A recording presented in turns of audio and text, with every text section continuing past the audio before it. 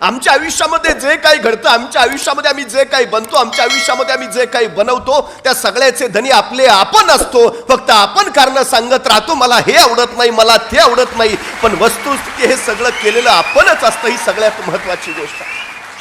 त्यामुळे निश्चितपणे या सगळ्या गोष्टींचा विचार करताना काही गोष्टी आपण प्रामुख्याने लक्षात घ्यायला हव्यात.